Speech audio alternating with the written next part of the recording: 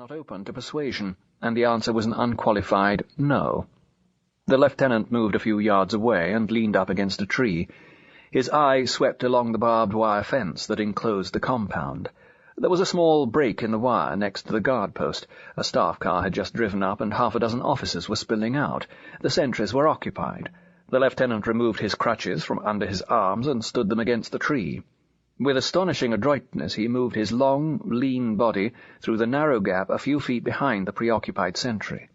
Lurching precariously, he hurried as fast as he was able towards the asphalt path that led to the main building. It was not until he was nearing the steps that the sentry's eye caught the tall, dark-haired figure so like the officer on crutches. Where had the officer on crutches gone? The sentry looked down the street. No officer, but leaning against the tree were the crutches. It was quite clear. "Sir!" shouted the sentry. He ran after the tall figure, which seemed to be accelerating. "Stop that man!" The people on the path looked around in surprise, but by this time the culprit was disappearing through the front door. The lieutenant saw that there was no time to lose. He did not, in fact, have an appointment with anyone, but his intention was to pay a call on the Commander-in-Chief of the British forces in the Middle East. Now it was obvious that he could not afford to be particular, for the commotion outside was growing louder. He lurched down one corridor and around another. Then he came to a door marked Adjutant General. This, he decided, must do. He pushed it open and walked in. The small, red-faced major was sitting at a desk, writing. He looked up in surprise. Then an expression of indignation crossed his face as he noticed the single star on the intruder's shoulder. "What the devil do you want bursting in like this? Even in the army it's customary to knock." The lieutenant saluted smartly. "I'm sorry, sir, but I had to see you on urgent business."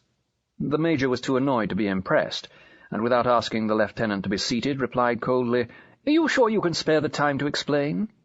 The lieutenant advanced a few paces and told the major that his name was David Stirling, that he was an officer in the Scots Guards, that he had transferred to No. 8 Commando in 1940 and come out to the Middle East with lay force, which, as the major of course knew, was now being disbanded because of the unfortunate arrival of the Germans in Africa and the British Army's urgent need for replacements.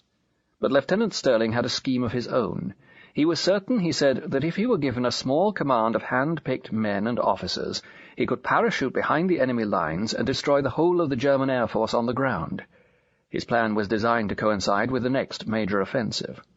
The major listened, his anger swelling visibly. Stirling can still recall the conversation that followed, which went something like this. "Do you remember me, Stirling?" "No, sir." "And do you know why you don't remember me, and why, on the other hand, I remember you only too clearly?" "No, sir." "Because in 1939 I was temporarily attached to the Scots Guards, and gave a series of lectures to the 2nd Battalion at Pirbright on tactics, and when I came to question you, Stirling, I found you in a deep sleep. The reason? Because I was told you made a habit of going to gay parties in London every night, and not returning until 6 a.m. Frankly, I regarded you even then as one of the least desirable officers in your regiment. I'm not at all surprised to find that you soon left and joined the first crackpot outfit you could find. Now you have the presumption to come to me and suggest that you be given your own private command in charge of your own private strategy with your own private hand-picked men. In my whole military career I've never heard such insolence. The answer is no, Lieutenant Stirling, a flat, unqualified no. And before you leave, let me say I'm sorry that you found your way to this office, for I assure you I will use my influence to see that you are posted to the battalion of your regiment now serving in the desert at the earliest possible moment. I am not sanguine about the advantage they will reap from your company, but in my report on you I will recommend that drastic steps be taken to lick you into shape. Good day." Stirling saluted. As he retreated towards the door, the telephone rang, and he just had time to hear the major say, "The sentry wants to make a complaint. Broke past the guard post. Send him up to my office. Yes, right away."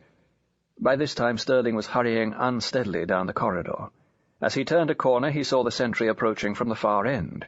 He retreated rapidly, then paused at a door marked DCGS.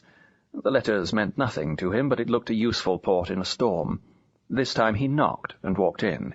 He found himself facing a man he knew well by photograph, General Ritchie, Deputy Chief of Staff, Middle East Forces. Ritchie looked up from his desk with the same surprise as the major.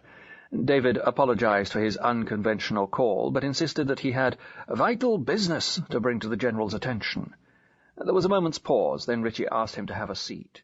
David introduced. To keep listening to this audiobook, I've left you a link in the description so you can do it, at no cost thanks to Audible's 30-day free trial.